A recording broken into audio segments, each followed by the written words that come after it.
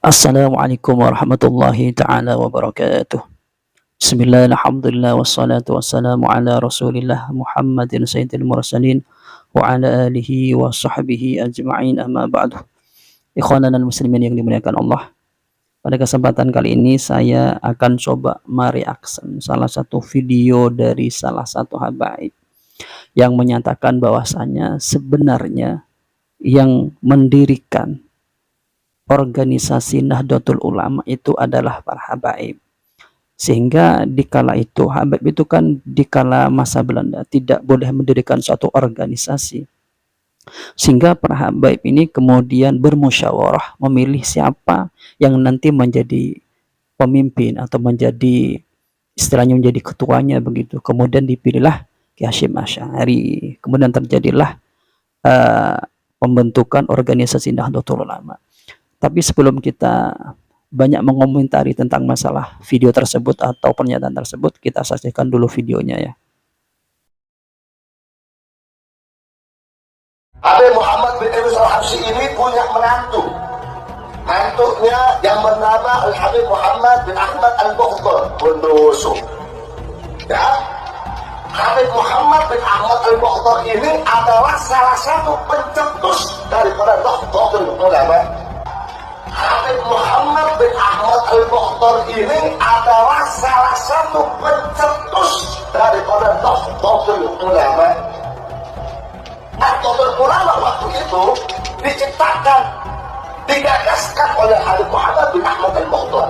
Nahdlatul Ulama waktu itu diciptakan, digagaskan oleh Habib Muhammad bin Ahmad Al-Bukhdar. Cuma karena memang Habib Muhammad ini keturunan orang Arab, waktu itu aturan daripada orang-orang Belanda dan Indonesia, seorang luar asing tidak boleh membuat satu firqah, tidak boleh membuat satu perkumpulan. Maka para habaib sama daripada Habib Muhammad bin Ahmad Al-Bukhdar ini bermusyawarah bagaimana siapa yang kita tunjuk untuk menjadi ketua daripada Nahdlatul Ulama. Akhirnya tercetuslah Kiai Haji Hasyim Asy'ari. Kiai Haji Asy'ari ini tidak serta-merta begitu saja menerima. Begitu disuruh oleh Habib Muhammad bin Ahmad Al-Bukhdar untuk menjadi ketua Nahdlatul Ulama, ditolak. Tidak mau ya, tidak mau, hormat kepada habaib. Sampai 3 kali, akhirnya yang sudah sama kita tahu bahwasannya Kiai Haji Hasyim Asy'ari itulah yang pertama menjadi pimpinan Nahdlatul Ulama. Beb, semua kok dicaplok, semua kok diklaim. Mulai kapan NU didirikan oleh habaib itu mulai kapan? Inisiatornya habaib, pendirinya habaib itu mulai kapan? Saya dari dulu baru kali ini dengar. Gak ada. Kemarin pesantren Sidogiri diklaim didirikan habaib.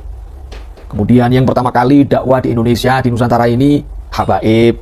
Nah, sekarang NU didirikan oleh habaib, inisiatornya habaib. Ini semuanya sudah nggak bener ini, nggak bener ini. Semuanya diklaim, diakui, semuanya Ba'alawi. Kalau alasannya dulu para habaib nggak boleh bikin perkumpulan, ini juga nggak masuk akal.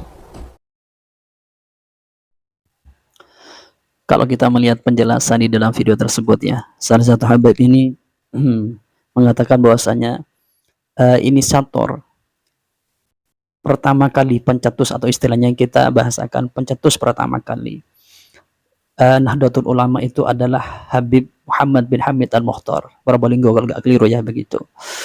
Tetapi ya pernyataan ini kalau kita lihat di berbagai situs ya, atau lebih tepatnya di situs NU ya, itu di sana menceritakan bahwasanya atau menjelaskan bahwasanya terbentuknya Nahdlatul Ulama itu bukan oleh inisiatornya habaib, bukan. Kan kalau kita lihat penjelasannya itu kenapa kok diserahkan kepemimpinannya kepada Ki Hasyim Asy'ari, karena di kala masa pemerintahan Belanda tidak boleh orang asing itu membuat satu perkumpulan atau organisasi begitu, sehingga para habaib ini kemudian bersepakat siapa, bermusyawarah dan bersepakat siapa yang memimpin organisasi tersebut, kemudian ditentukan adalah Ki Hasyim Asy'ari. Pernyataan ini kalau tidak benar, ini adalah satu kedustaan atau pengklaiman sesuatu yang bukan haknya begitu. Dan ini adalah satu kedustaan menurut saya. Di luar tanpa begini ya, tanpa melihat latar belakangnya, siapapun ketika dia berdusta, mengungkapkan satu sejarah yang tidak sesuai dengan fakta yang nyata, seharusnya hati ini tergerak untuk membenarkannya. Dengan tanpa melihat latar belakangnya, mau Habib, mau siapa, tidak usah melihat itu. Tetap kita benarkan, tapi tetap dengan sopan santun, tetap dengan bahasa yang memang itu ilmiah, tidak merendahkan atau mencaci maki. Kemudian kalau kita lihat juga di sana kan ada video tadi itu, ada video dari Said Zulfikar. Beliau mengatakan itu tidak benar, mengklaiman seperti itu tidak benar.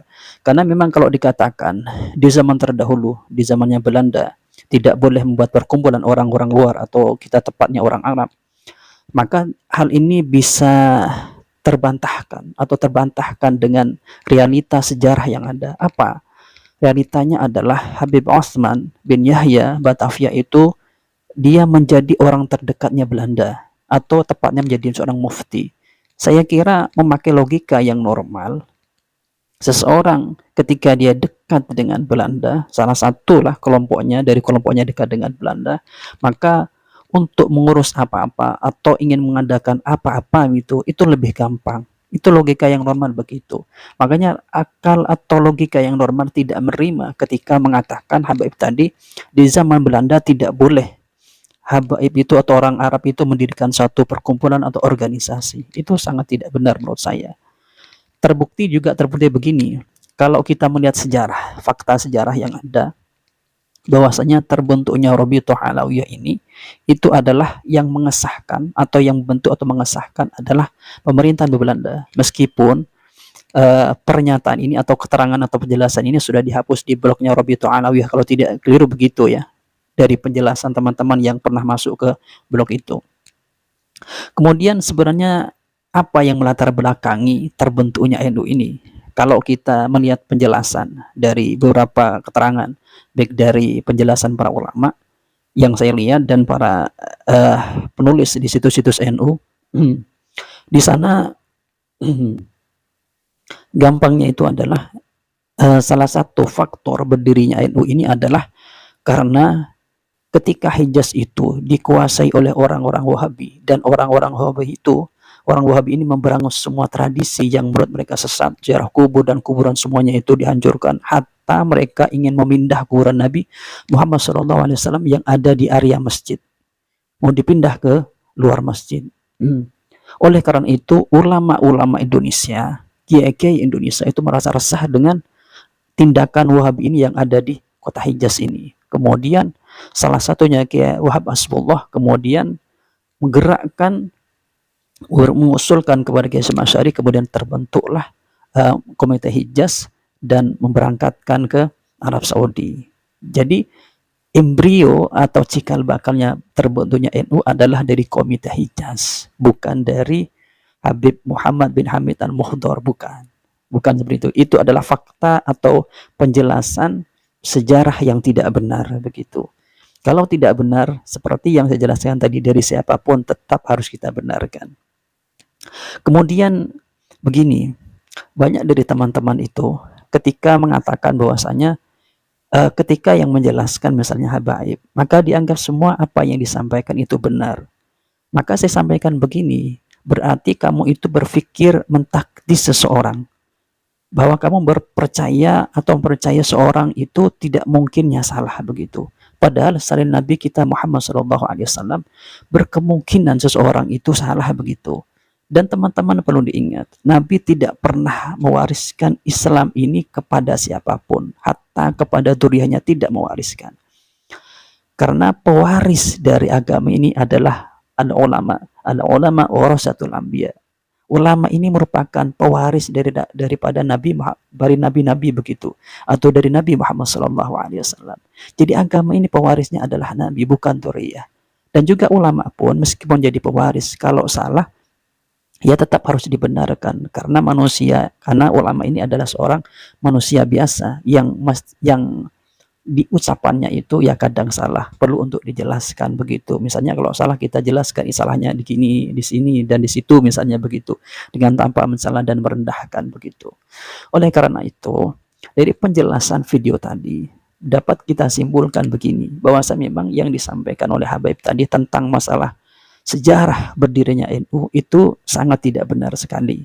Oleh karena itu, sebenarnya teman-teman NU, seluruh teman-teman NU itu sepakat pelurusan sejarah itu memang harus diluruskan begitu. Meskipun mereka di dalam meluruskan itu ada kalanya dengan cukup wakaf, diam saja, sukut saja, ada yang tidak berkomentar, ada begitu bermacam-macam.